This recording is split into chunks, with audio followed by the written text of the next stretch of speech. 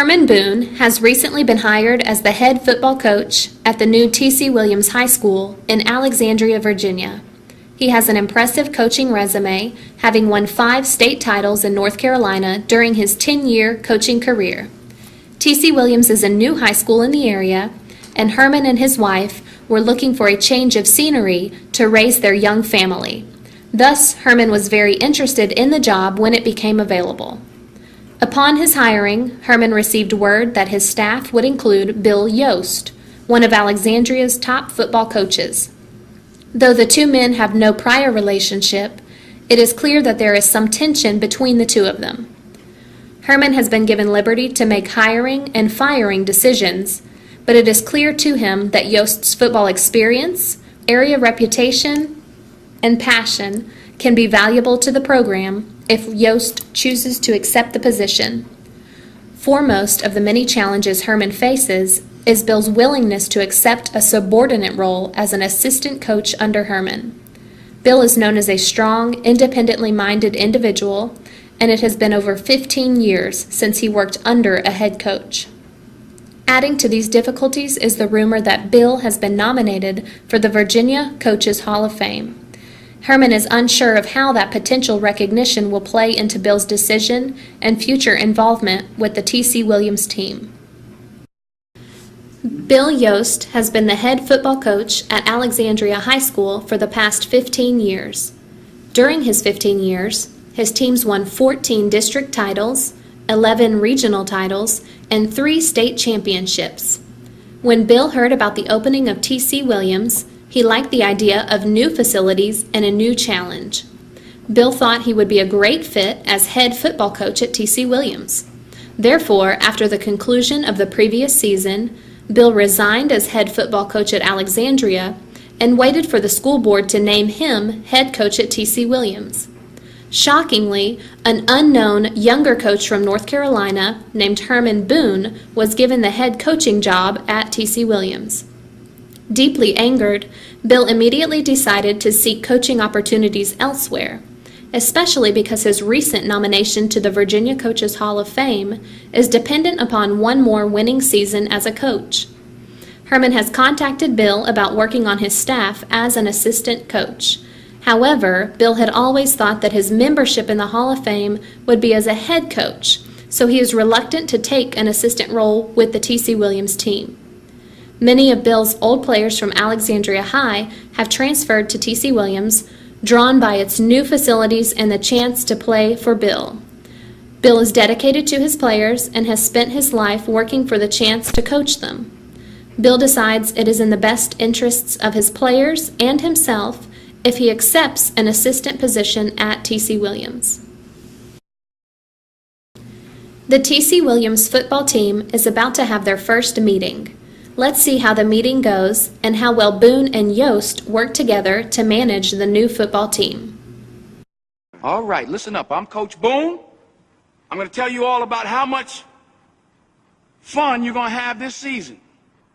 We leave for camp, Gettysburg College, August 15th, 7:29 a.m. If you report at 7:30, you will not be playing football this season. You will be watching. You will wear a jacket, shirt, and tie. If you don't have one, buy one. Can't afford one, then borrow one from your old man. If you don't have an old man, then find a drunk, trade him for his. Because I can guarantee you there isn't a bum on the street that looks as raggedy and ridiculous as what I'm looking at right now. This is no democracy. It is a dictatorship. I am the law. If you survive camp, you will be on the team. If you survive.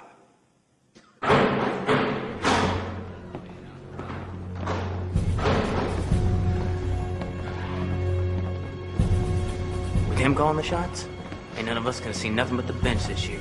You ain't calling the shots, you'll play.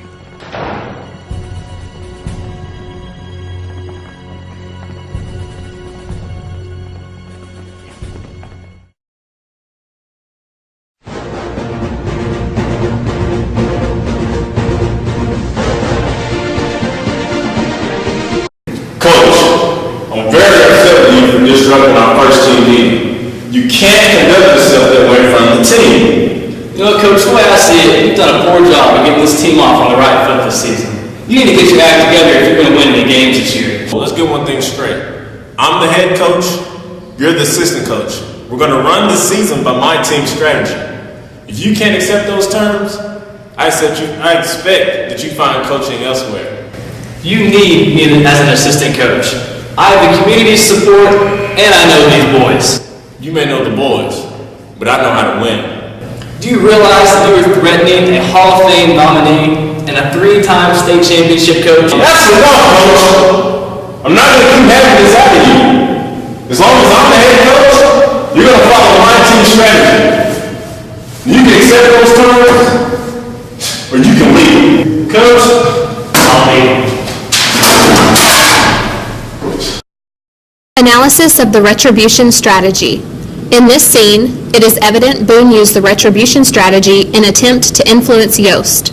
Boone said, "We are going to run this season by my team strategy. If you cannot accept these terms, I expect you to find coaching elsewhere," which follows the retribution formula of, "If you do not do X, you will regret it." Retribution is not the appropriate strategy for Boone to employ in this situation because Boone invites Yost to resent him. Boone does not have complete power. Yost's commitment and quality are important. The time constraints are not tight. Yost did an effective job of neutralizing Boone's effort to use retribution. Yost used countervailing power to shift dependence to interdependence when he said, "You need me as an assistant coach. I have the community support and I know these boys." Boone remained stiff in his position and was not willing to listen to Yost. Yost went on to confront Boone directly about the exploitation when he asked Boone, "Do you realize that you are threatening a Hall of Fame nominee and a 3-time state championship coach?" Boone never discussed Yost's position and kept the heat on, even to the extent where he told Yost he could leave if he did not like what was happening. Boone actively resisted Yost's effort to use retribution when he ultimately left the job, saying, "Coach, I'll leave him."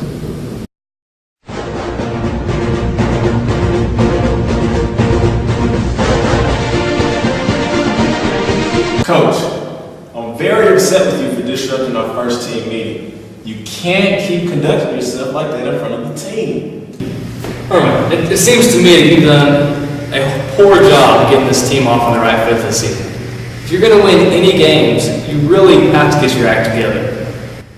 If you promise to keep your mouth shut and let me coach the team the way I want to, I can get you your own office. As a coach, shouldn't I have the free will to coach my team or my defenses the way I see fit? I don't want an office if I can't do the job the way I want to and the way it's the best of my ability. Well, yeah, you can do your job as long as you do it the way I want you to. And just think, from your own office. It seems to me that the only way you've gotten things done in this job is by making deals with people. Yeah, I've been known to make a deal or two in my day. But I'm sorry you feel that way, Coach. But just let you know, whenever you're ready, the offer still stands. Well, I'm sorry, I can't see myself working under a coach that the only way he accomplishes things is making deals with his employees. I'm sorry. Coach. Sorry. Coach.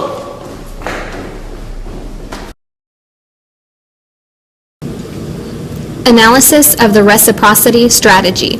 In this scene, Boone attempted to use the reciprocity strategy to gain influence over Yost.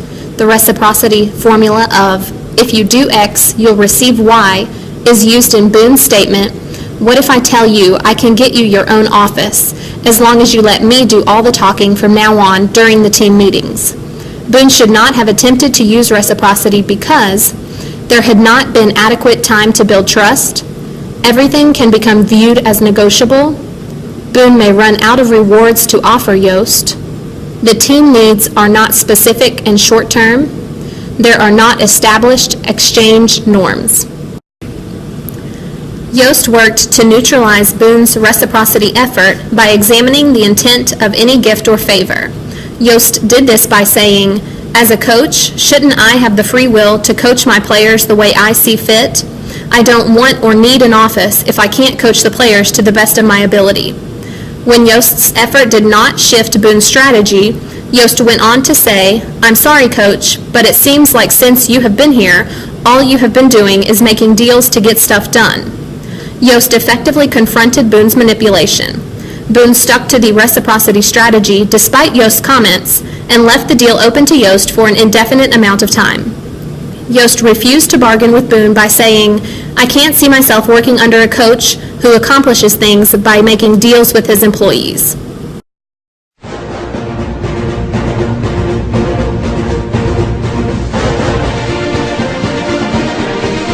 Coach, I'm very upset with you for disrupting my first team meeting. You can't keep conducting yourself that way in front of the team. Well, Coach, the way I see it, you've done a poor job of getting this team off on the right foot this season. If you're going to win any this year, you've got to get your act together. All right, I appreciate your opinion. But most importantly, I would appreciate if you voiced those opinions in private instead of in front of the team. I understand, but in order to successfully coach the defense, I've got to be able to voice my opinion to my players. You can speak your mind, Coach, just as long as you don't undermine me as head coach in the process. I would say we can meet 30 minutes before each team meeting just to make sure that we're presented as a united front in front of the team. I understand, and I agree. I think that if we met before each team meeting, that would allow both you and I to be on the same page, as well as us and the players, and would prepare us more for the game at hand. There it is, it's set then. Our next team meeting is Wednesday at 3 o'clock. We can meet at, say, 2:30, just to make sure that all the cobwebs are ironed out and make sure that there's no concerns that each of us have against the team. All right, well, that sounds great. I look forward to talking to you, Coach. All right. Thank you. Analysis of the reason strategy. In this scene, Boone uses reason to influence Yost's behavior. The reason strategy formula of, "I want you to do X because it's consistent with, good for, necessary to," is used in Boone's statement, "Okay, I appreciate your opinion, but most importantly, I would appreciate if you voiced those opinions in private instead of in front of the team." The reason strategy is the best strategy for Boone to employ because it enhances initiative, commitment, and creativity. It facilitates better performance, lower job stress, and higher job satisfaction. There are common goals and values. Parties share an ongoing relationship. Yost initially tries to neutralize Boone's reason strategy by explaining the adverse effects of compliance on performance that would result if he agreed to Boone's initial request of voicing opinions in private instead of in front of the team. Yost accomplished this with the statement, "I understand, but in order to successfully coach the defense, I've got to be able to voice my opinion to my players." Yost also defended his personal rights in this statement. In this situation, Yost did not need to firmly refuse to comply because Boone and Yost were able to reach a compromise, saying, "We could meet 30 minutes before each team meeting just to make sure we present a united front in front of the team." Using the reason strategy allowed Boone and Yost to reach a compromise and develop a plan that met both their coaching needs.